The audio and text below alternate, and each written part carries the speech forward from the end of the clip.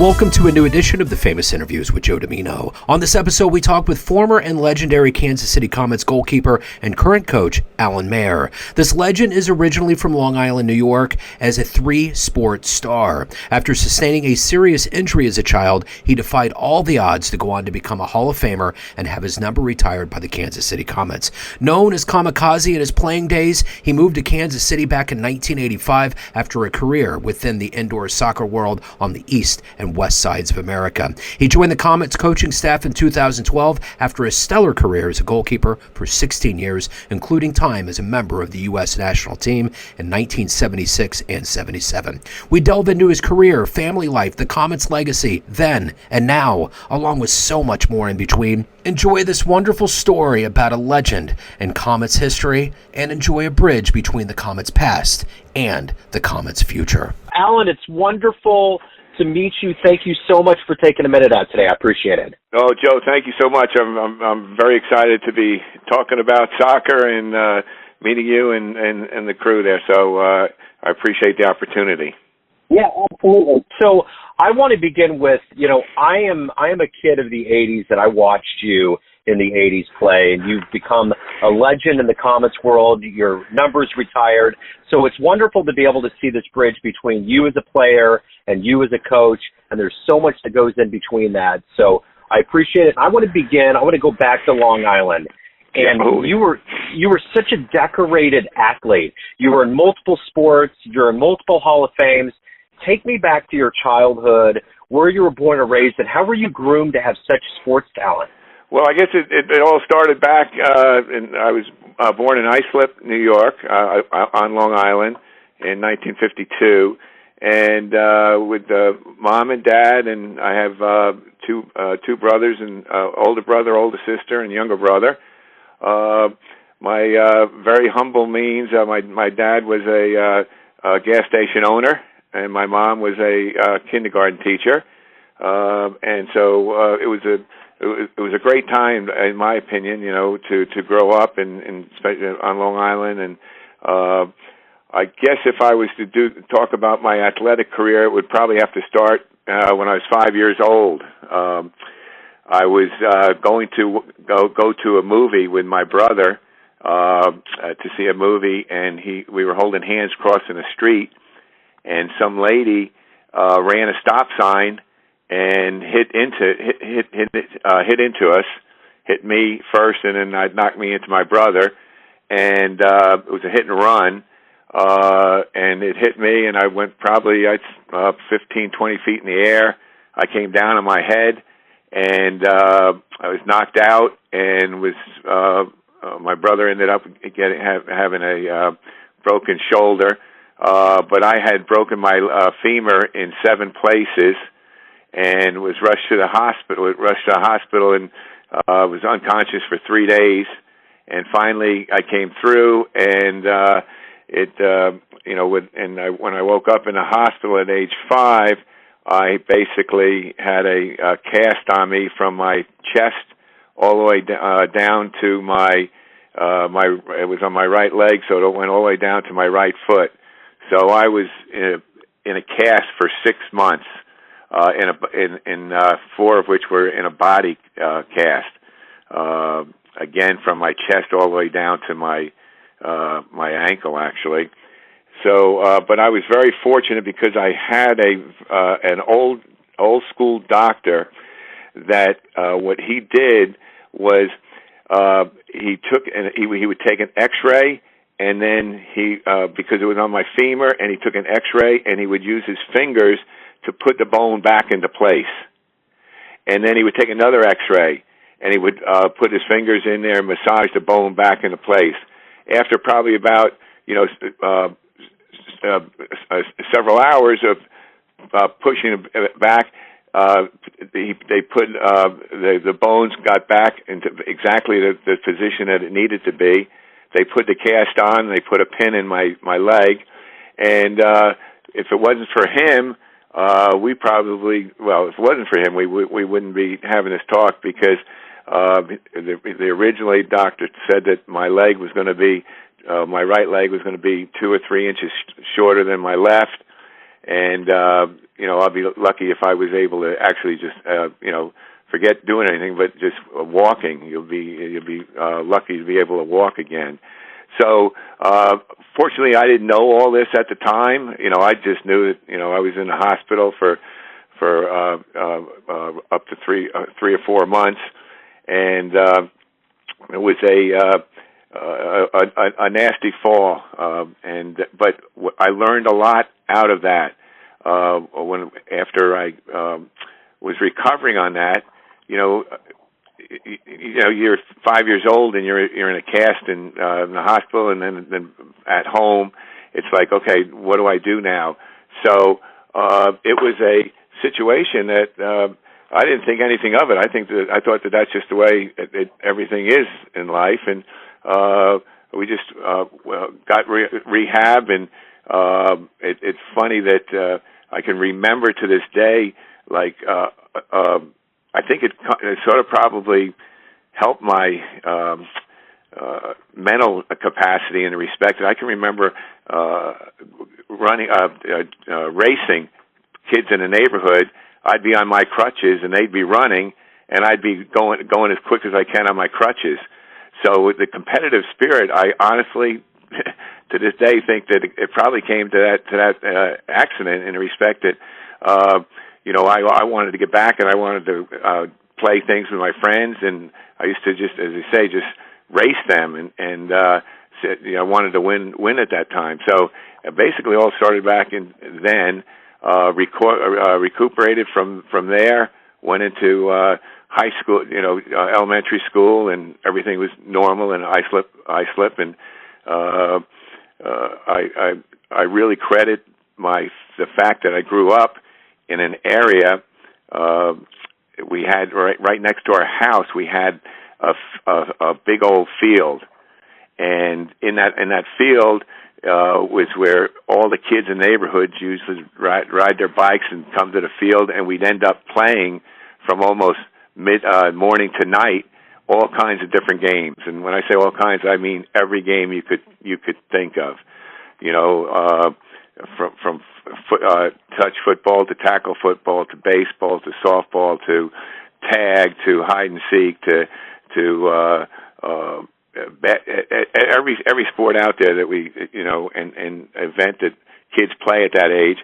And so I grew up like that from 5 years old, up until high school, basically. And again, it was always, from we'd go to school in the morning and come back and play until mom and dad called you in for dinner, which happened to be right next door. So, and it was constant. It was 7 days a week. So I learned a lot about sport, not only sport itself, but all kinds of different sports and how to play them, and just didn't get bored with any. So it was wonderful. Went into high school, and ended up playing 3 different sports. Number one sport that I really liked, because I grew up playing it with all my buddies, was basketball. And basketball was in a winter sport, and I played tennis in the spring. And I needed something to do in the fall. So I was thinking about it, and I could either play, at our school, I could either play soccer or I could play football. And football was not really big at that time, but on the Long Island. But soccer was even less. I mean, nobody really even played it at all. But I thought the best way to get in shape for playing my basketball was to play soccer and run around the field and get your wind resistance up and your being able your strength to continue to play and stuff like that. But instead of going in, I'm thinking, well, if I played football, all I would do is get hit all the time, and that wouldn't be a whole lot of fun. So I went the avenue of trying to get in shape for basketball, because again, that was my number one sport. So that I did for 4 years, and we had some pretty good success in all the sports, and as I mentioned, soccer and basketball, and I played tennis with my brother Bill, who was a year younger than I was, and we ended up being New York State doubles champions. in tennis, thanks to him. But it was a great variety of all kinds of different sports, different techniques, different abilities. And so that's how it all started back in Long Island, New York, and ended up going to school down in Virginia. It was Madison College at the time, which is now James Madison University. And there I played soccer and tennis, and then for 4 years, for each of those, and in between, I think it was my second year there. It was my second year. I played intramural basketball, and we had a pretty good intramural basketball team. So it was preseason for the college basketball team, and they asked if our intramural team, because we had just won the intramural championship, and they asked if we would come and train, have a practice game, be like dummies and have give a little practice game for the basketball team. And at the time, the basketball team was pretty decent. And it had the head coach was Lou Campanella, which was the University of California coach, a very esteemed coach, and his assistant coach was Mike Fratello. You may know that name because Mike Fratello ended up in the NBA coaching Atlanta and other teams. So it was a very affordable coaching staff. Anyway, we're playing and we're practicing against a practice game against the varsity, and we were doing okay. I mean, it's an intramural team against a varsity team. You're going to get killed. But anyway, we went in there. We did pretty well, and there was one time, one particular play that happened that the ball went. There was a rebound, and one of their big forwards brought the ball down. Usually you keep the ball up in the air so nobody can get it. They brought it down, and I happened to be right there, and I stole the ball away from them. And that particular incident, the coach blew the whistle, stopped it, and started yelling. And I'm thinking, oh my gosh, this is a practice game, and I'm it's I was really feeling bad, and he really reamed his team about it playing and how can this guy bring a ball down so basic and bring it down and have the opponent team steal it on him. And at the end of his tirade, he said, and I'll never forget this. He just said, "Hey, Alan," he says, "if you ever want to play basketball here, you can come into this is on a Friday." He said, "Come in my office on Monday, and I'll give you a basketball scholarship." So it was like, oh my gosh. So it was like one of the best honors I've ever. Well, yeah, one of the best for sure honors I've ever received. So I thought the weekend, and I went in to see him on Monday, and I said, "Coach, thank you very much. I'm very honored about it, but there's no, I'm playing soccer full time. I'm playing tennis full time, and there's no way, I could play three sports. It was two was enough in college because there were some things called, studying and also some things called partying and stuff. So it was one of those deals where it was a great honor that he asked me to play it. So, but that I basically played 2.5 sports in the college, and loved the school and the ability to play all the sports, and then ended up going from college into professional. So it just I never even, to be honest with you, I never even thought about playing professional soccer. I always, as a player, or as a person, I remember growing up after I got hit by the car, and growing up, 8, 10, 12 years old, I always thought it would be, hey, wouldn't it be, in goals in life, wouldn't it be nice to be a professional athlete? And the idea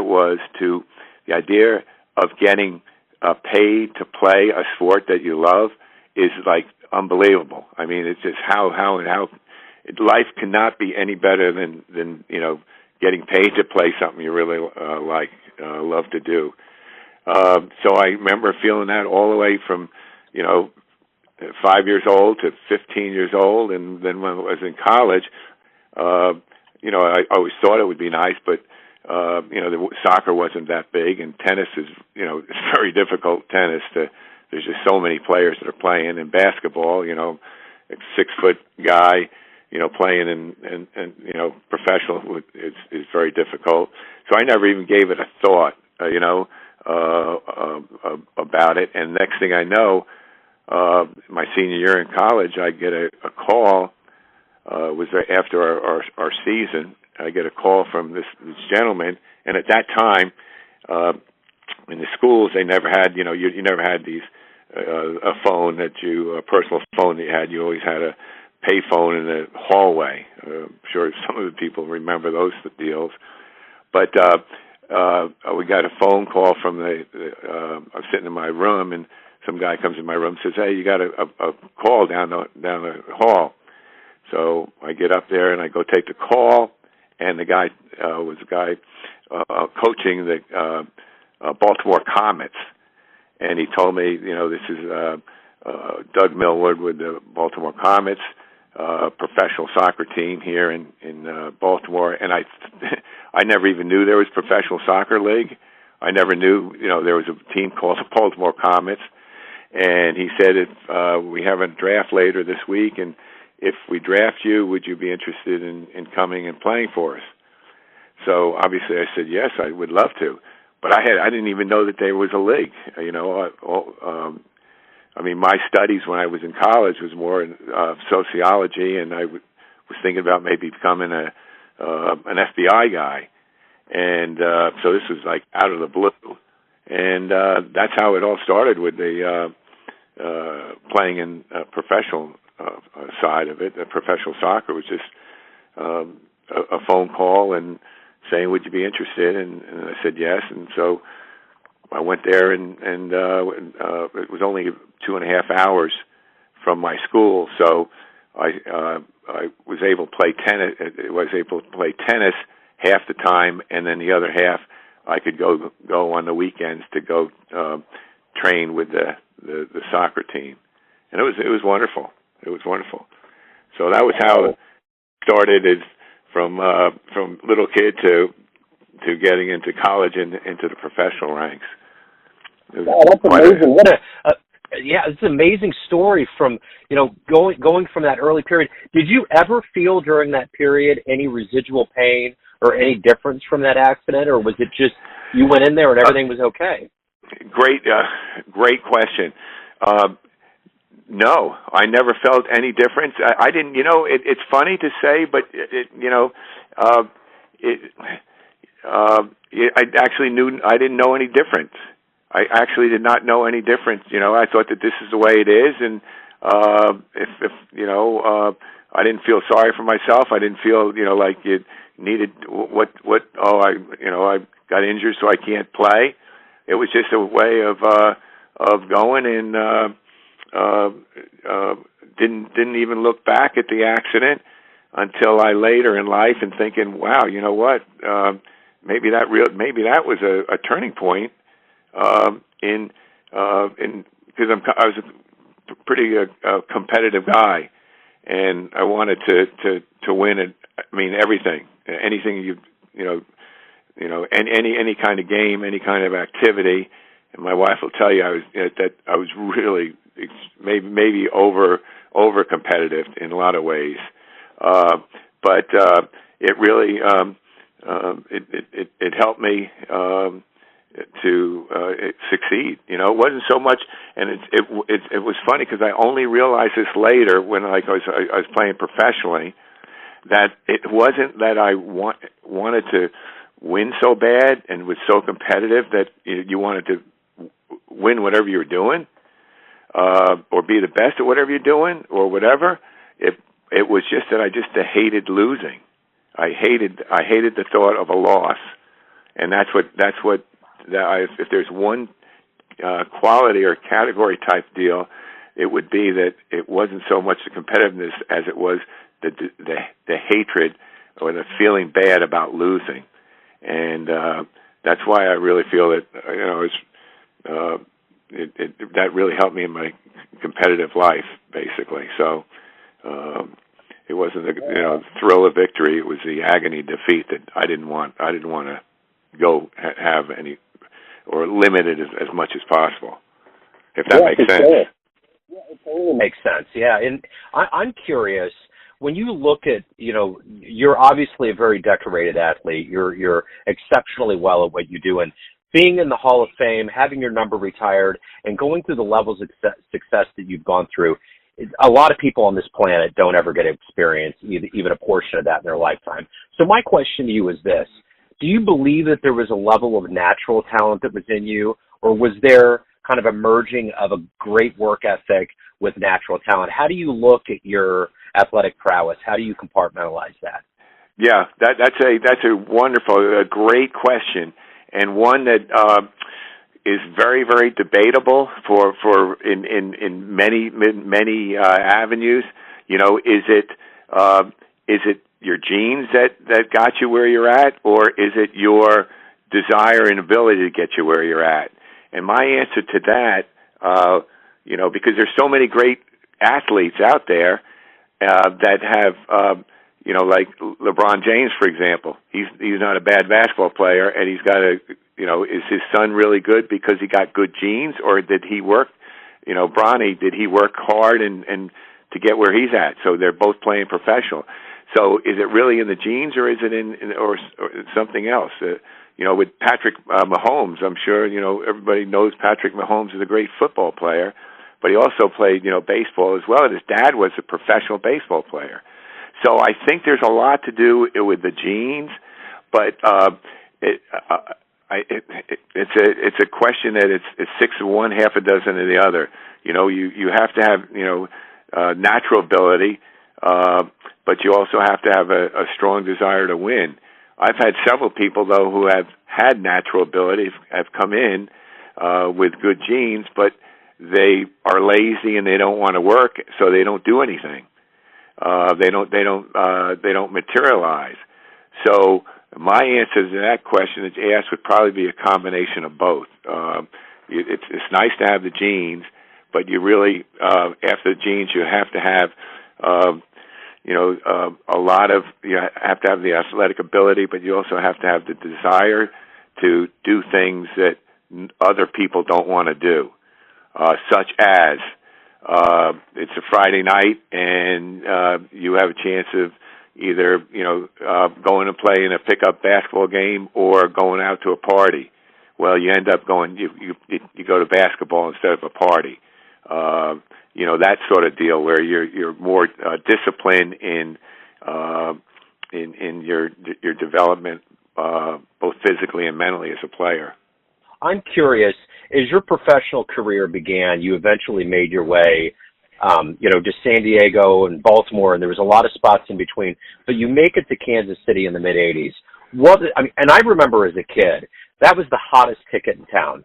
The Comets were just spectacular playing there at Kemper. What was it like after playing that long in all of those other cities to come to a place like Kansas City and have such a fervor around the team? Well, it was another challenge because as professional soccer in those days, the 70s and 80s, 90s,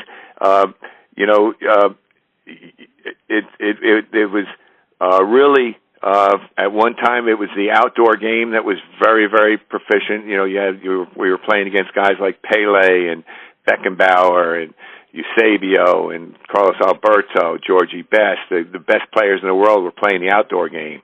Then the outdoor game sizzled a little bit, and all of a sudden now the indoor game comes in, and the indoor game comes in the late 70s or early 80s, and that is when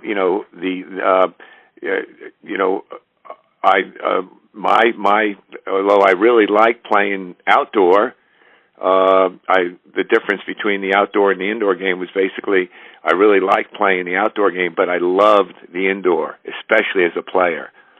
So and there's multiple reasons for that. As a goalkeeper, you get lots of action. You don't have to worry about the sun. Indoors, you don't have to worry about the sun or wind or rain or anything. You're getting a true bounce on the ball, and instead of getting 10 shots a game, you're getting 30 or 40 shots a game. So it was great time at that time when you were talking about those teams with the Baltimore, San Diego, and then it brought me into the indoor game, and it was we did some moving around, probably made about eight or nine moves, different teams, but that's just the way it was at that time. And if you had the ability to play, there's always somebody who was interested in it obviously is professional of paying you, and a lot of times you went where you got the best opportunity. And my deal, that how I ended up in Kansas City was very, very fortunate. I mean, we love it here. I mean, we've made it our home. We came in 1985, and we've been here ever since. It was basically a lucky break that I got here, in the respect that if you're interested, I can give you the history on it. I don't want to bore you on it, though. No, I want to, yeah. Okay. So here's what happened: is that played in San Diego with the Sockers, and we did very well. We won the league championship, and I had a pretty good season. I ended up the MVP of the league, and the timing was great because I was out. It was my last year of my contract, so I ended up signing a very good contract in San Diego. Played a year there, and a brand new team, Las Vegas, was coming to town, and they had a lot of money, and they even though I was under contract with San Diego, we ended up there was interest in, they wanted me to come coach and play for them, so we got the okay from my team to talk with them. I spoke with them, and they ended up offering me a situation that was just, it was, I mean, way out of, it's way, nobody in the world could turn it down, basically, even after coming off, 2 championships with San Diego. So we ended up going as a head coach and player with the Las Vegas Americans, and we thought that they were going to be ownership. It was, I thought it was a long time. I ended up signing like 8 years, no cut, no trade, 4 years as a player coach, and then 4 years as just a head coach at a astronomical number. But what happened was that it didn't go the way Las Vegas thought it would go, and the team folded after a year. So I did very well for the year, but then the team folded, which meant that I became a free agent, which meant that then I have to go, if I wanted to continue playing, we'd have to go out and play. Fortunately, a fellow named Rick Benben, who's an icon here in Kansas City as far as soccer is concerned, he basically, we talked about coming here and playing for the Comets. And after, the success that the Comets have had on the field, and they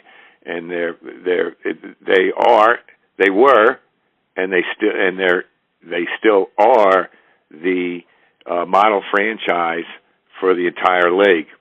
And so it was great to come into to play here. My wife and I, we found a place to live, and just gave all 100% effort into making it a success here in Kansas City. And the fact that the team was a good team, but the fans were like outraged. I mean, unbelievable. They were they were the best. They supported the team. Basically, what I really liked was that they were they weren't fair-minded fans. They were like, they supported you through the good times and not so good times. So we fell in love with Kansas City, ended up finishing the career here, and then staying here and been here ever since. I got 6 grandkids now, and Kansas City's been our home. But the way that Kansas City took to the Comets was like unheard of. I could throw out a few statistics here, like as far as people coming to the games when we were playing with the Comets or down at Kemper Arena. We were averaging anywhere between 14 and 16,000 people a game for many. We had like, I think it was like a stupid number, like 70 or 80 sellouts. As a matter of fact, the Comets, when we were playing in Kemper, was the third largest drawing team in winter sports. And that's not just soccer. That's professional basketball, professional ice hockey. The only two that were better was Edmonton with the great Wayne Gretzky, and then at the Boston Garden with the Boston Celtics. They were the only two franchises that outdrew the Comets for those several years there. And the only reason why they outdrew us because they had a facility that sat 18,000 people, so they filled their arena, and then we filled our arena, but we didn't have as many people available. So what the Leiweke brothers did, and all the fun stuff that they put with it, not just only a good product on the field, but all kinds of different gadgets, and from introducing the players with fog and smoke and music, to having Michael Jackson look-alike coming in at halftime and performing. They did so many. They were first franchises that really did the lights and the music, and now every franchise out there in basketball and hockey, etc., they all do the lights, introductions, and things. So I think the Comets were way in front of the party, basically, and that's what it was. It was a big party, and I can say that it was wonderful because when we came here, we must have the players went out and I think probably made about 200. First year I was here, we did about 250 appearances that one year. To all different schools, school events. We would go and talk about soccer. We would go and give clinics at the school. We'd go and play soccer, basketball against the teachers.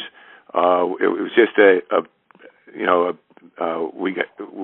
we got out everywhere, and the people really took to the players, and the players took to the city, and it was like a big love affair, and something that's been unmatched.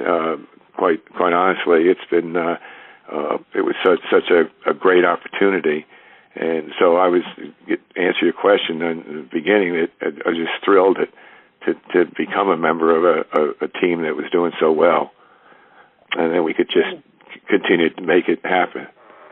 Yeah, well, and the beauty is, Kansas City's been quite a successful town. I mean, in '85, the Royals won, and then they had their rendezvous in 14-15. The Chiefs are going to become potentially the greatest football team ever. The Comets won in 14. It's like you have been a part of this legacy. So what does that mean for you? I mean, I know you spent time in other cities, but what has it meant for you to be a part of this winning legacy in this town that's been winning so much? Oh, it's an absolutely very humbling and incredible feeling. I mean, to be able to, nowadays, you go anywhere. If you ever go travel, you go anywhere at all, and you talk about football. The Chiefs come up, and then the incredible run that the Royals had, and the Comets had a few years in there where they, when there was the Comets in the attack, and they won some championships. So it's known to be a great city, a great sport town, and it's only getting better and better as we go on. So it's been an honor. It's been a very humbling experience because I do a lot of things like with the old Chiefs and Royal guys. We play a lot of, we used to play, I shouldn't say not anymore, but we used to play in a lot of basketball charity matches, and we played a ton of them. So we really got to meet a lot of the players, and there's something about the Midwest, and I can say that from being in the East Coast where it's way, people are, well, they're nice people in the back east, but the Midwest is a home, a family type oriented, hardworking, blue collar type person, and a really great family unit, and that's why my wife and I we have 3 children, and we decided we're going to stay here for our duration because it is. After living in 8-10 different cities in America, this is by far the best place to raise a family, and the Midwest values are tremendous. So it's quite an honor to be part of that, and it's quite an honor and humbling experience to be able to be cheering all these different teams that we have and players that we have going for us. Well, your son is on the coaching staff of the Comets. To see that baton get passed on to your son, what does that mean for you and you're coaching for the Comets as well? What does that mean for you? Oh, it means the world. I mean, to see we end up going to practice together every day. So we're driving in the car. So we're talking about soccer and other different things. There's not many people out there who can say that, I'm 72 years old and he's 40-something, and we have such a good relationship where we're talking back and forth and helping each other out as much as we can, and to be able to see him communicate with the players that are on the team. And I just love the players on this team, and for him to be able to communicate with them is wonderful. To see him advance as a human being and as a father himself. So it's been a great experience, and I wish everybody out there could go through that. But this is just a certain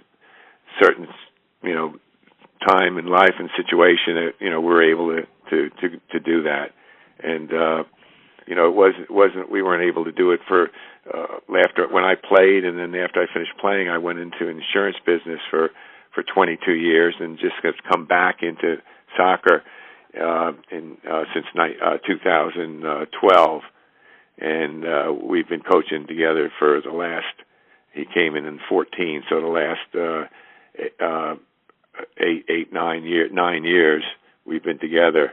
And, we coach the same position. We're goalkeeper coaches. We're both goalkeepers. And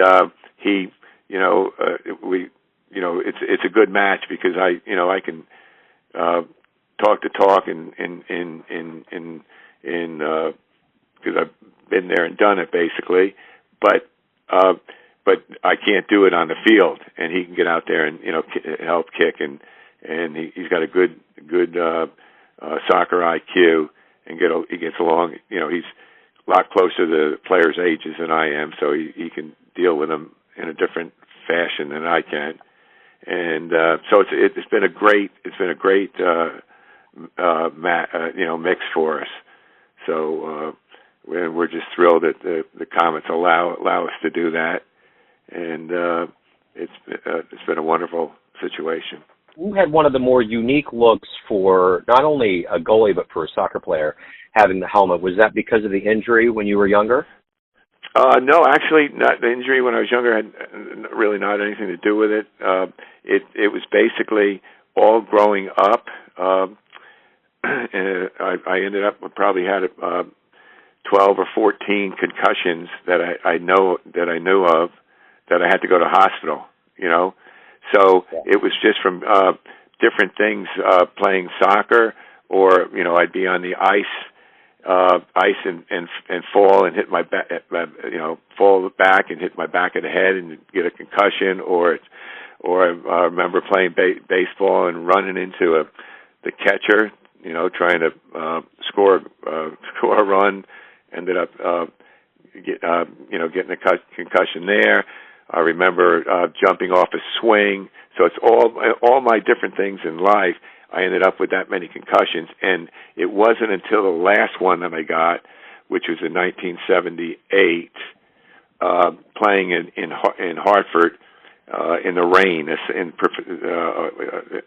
Where I was with the Las Vegas team, and we played against the it was a Hartford team. So rain was, so the ground is got a little moisture on it.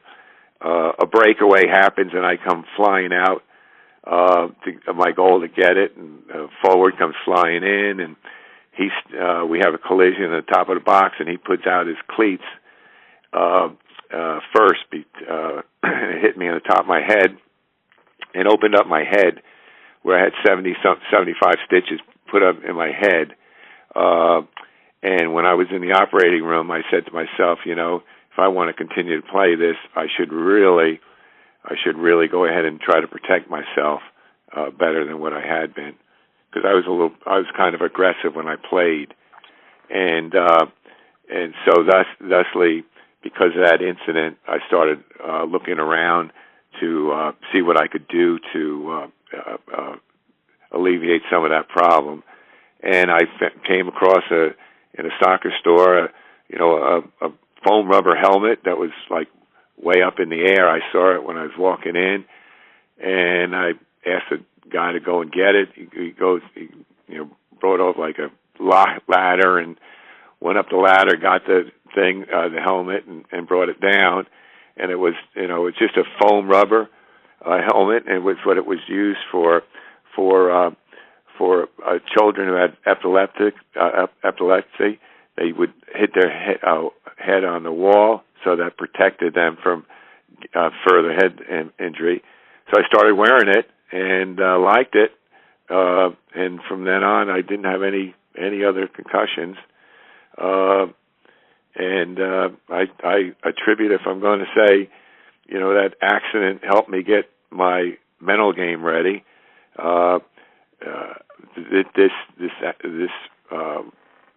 This accident that we had with the collision with the person in Hartford changed it, where it protected my helmet, or protected me from further injuries, and maybe saved me from a lot more serious injuries. So it was a godsend that I started wearing it.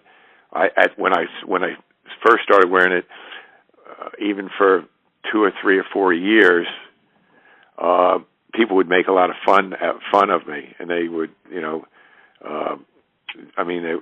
abuse I took from not only my own teammates were pretty cool about it, but the opposing teammates or opposing players were pretty nasty about it and made fun of it, and so I just ignored them and just went and continued to play and to do the best I can. And it's funny, it's really incredible now, but people don't really remember me from playing so much as they remember me from wearing the helmet. So they don't remember what you really, that you played for the national team and did this and you did that, and but they say, "Oh, is that the guy who wore the helmet?" So I guess it's good in that respect. But they did say it did help me out a lot. And I'm actually surprised that there's not more. I know at the time when it happened to me, a year later they made it mandatory in California one of the youth teams that you had to wear them. But it is, a pass through, and it's just a personal choice now whether you wear it or not. Well, one thing about your play style is I always remember that you had the nickname Kamikaze. How did that come about? Oh, wow, you got a good memory. Yeah. Wow. Yep. That was just because the style I played, it was like it was all 100% or nothing. And if there was a ball to go get, I would go get. And sometimes, I don't go in the proper way. Sometimes you go in, instead of leading with your hands or your legs or something, I would just fly in there head first. And I wasn't afraid of, any situation. And it was just, I guess it was kind of a crazy style of play. And so people started, that was it. They started, calling Kamikaze kid and stuff. So I take it as a huge compliment that it's a different style of play, I guess. Who was a hero for you? We all stand on the shoulders of giants in our lives, but in your play and all of the accolades that you've collected over your career, who was that inspirational force for you? Wow. That's a good question. That's a really good question. Probably the one who made the most difference, inspiration for me, would be my college soccer coach, Bob Vanderwalker. He was one of the biggest ones. When I was growing up, I had, even though I didn't play a whole lot of baseball, Mickey Mantle was a big hero to me. And later on in life, another big hero to me was, because I got to know him very well and to actually play on the same basketball team as he was Bill Walton, the great basketball player. He was another hero of mine, and finally in another sport, people may or may not know a guy named Marty Hogan, and Marty was probably the best racquetball player ever in the sport of racquetball, and I got to know him and do some things with him, and so he was an inspiration for me as well. But I guess that the biggest inspiration probably would be come down to earlier years with your mom and dad. So my mom and dad were, they were inspirational on just not so much the sports and this and that, but in life in general, on what you do and how you do it with integrity, how you do it with honesty, and how you do it with hard work. So those are probably my biggest ones, and that's the first time anybody asked me a question like that. So you had me thinking there for a little bit. So thank you. Yeah. So let me ask you this: the great number 0 has been retired. It's in the rafters of the center, and you're in Hall of Fames. You've gotten a lot of accolades throughout your career, and I'm curious, what award did you receive that surprised you the most? What was the one that you just didn't see and it came out of left field?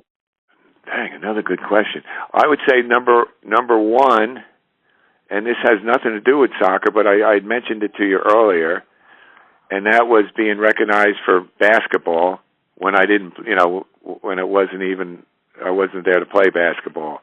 Just the fact that, two major coaches came and wanted me to play on their team when I was, playing other sports. That was probably one of that was probably the biggest shock that came out. As far as the ones that cherished the most, I can say was winning championships is definitely right up there. I mean, I remember when I was in San Diego, I was the MVP of the league and was first American goalkeeper to win that award, and that was a nice award. But 7 days later, we ended up winning the championship, and that was huge because it involved everybody. It didn't just involve me; it involved the entire team and the entire city and the entire. So that was another one that I enjoyed, but it's not necessarily that we didn't expect, because when you go and you want to play and you want to win, you almost expect to win, but you want to win it. But those were big highlights, but not necessarily you play the game to win it. So the one that when I mentioned when I said the basketball one, that was a one that came out of left field. Everyone out there has a perception of you, as a player, as a coach, family, friends, everybody you work with. But at the end of the day, you run the show. What's your perception of you? Who do you think you are? This is what I want to be. Okay, this is what I want to be, and this is what this is my goal. One of my goals, and one that I want to be. I wanted to be a good husband. Number one, I want to be a good father, and now / grandfather, because family means a lot. And then I want to be I want something that you have to earn, and that is respect from somebody. Whether it's the respect from the players on the team and the younger players. But that respect factor has to, you just don't get it. You have to earn it, and I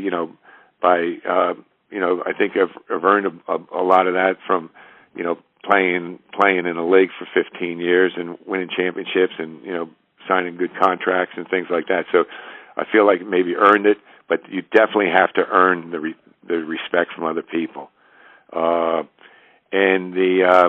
And also the friendships of the fans that you get from doing all the playing that you did in the past.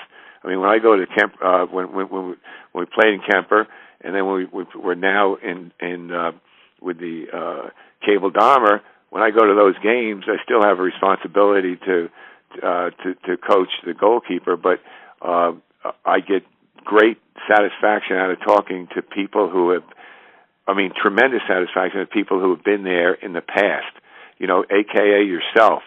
You were there in the 80s. There's tons of people that are still going to the Comet games. Matter of fact, the Comet games are fun as anything right now, playing in an arena, in the Cable Arena, packed houses and really entertaining games, and just to be able to associate with the people after the games and talk to players who, people who have, remember the AKA old Comets versus, the new Comets, and just like to be remembered as someone who, always gave their best and was fair at doing it. Integrity is a big part of my game, and family is a big part of my game. So that I guess is a roundabout way of answering your question, but definitely being a good husband and being a good father / grandfather, or and a presence in a locker room right now are probably the biggest thrills I get. Absolutely. What a great answer. Alan, this has been absolutely wonderful. As far as I'm concerned, you're an absolute legend. You're a wonderful human being, and this has been so illuminating. I'm so glad that you built that bridge from when this fervor for the Comets began in the 80s, and it still goes on now. I love taking my son and watching it. Like that Savage game the other night was absolutely intense, and it was wonderful. Yes, that was I played a long time. I played a long time, and I've coached for a pretty long time, and I would have to say that's one of the coolest games I've ever seen. Because they're a good team. They're a darn good team, Savage, and we just played almost not a perfect game, but a great game. Everybody gave every bit of effort they gave. We ended up with 29 block shots, which is usually get 4 or 5, 6 block shots a game, and so that says your defense is doing a good job. Phil, the goalkeeper, had a tremendous game, and it was just a wonderful experience. And this is what we've been doing at the arena. We've been having some good games. A lot of it has to do. I'm telling you, Joe, it has a lot to do with the fans. It's almost like when we come out on the field, we're a 2-goal favorite because of the fans will get the players' juices going, and we really perform well there. So hopefully we can continue it. Say, in the world of sports, I've covered sports for a long time, and there is no nicer group of people than the Kansas City Comets. After every single game, win or lose, there is always shaking hands, congratulations. You guys are always a class act. You are the penultimate example of how a sports franchise should work, and you were there in the beginning, so it's so great to hear your story and to build that bridge. And it's really cool for me, too, to be able to bring my son, and probably for you to experience other generations bringing their children, and just keeping this tradition alive for decades and decades to come after we're gone. Yes. Absolutely. And you can imagine how I feel. You just said some really nice things about the players on the team and stuff. I get the opportunity to be around that kind of person every day, which is just a great feeling. I mean, the players they're really wonderful people. They really are, and then the fans bring the best out of them, and we wouldn't be where we're at without the fans, but that's definitely a big positive for us. But I've really enjoyed going down memory lane with you, Joe. I haven't done this in a long time, and it was fun to come up with some different stories, and I hope I didn't bore you too much on that. This has been an absolute honor, Alan. Thank you, sir, for taking time out, and best of luck with everything. Thanks so much, and hopefully we'll see you in the stadium there and with your son. Yes, sir. All right, buddy. Take care. Thank you. Thanks for tuning in to another famous interview with Joe Dimino, where we cover the world of art, literature, business, spirituality, music, and more from around the globe. If you want to hear more interviews, visit the Famous Interviews with Joe Dimino channel on YouTube. You can also find us on Spotify and Apple Podcasts. Thanks again for listening, and until next time.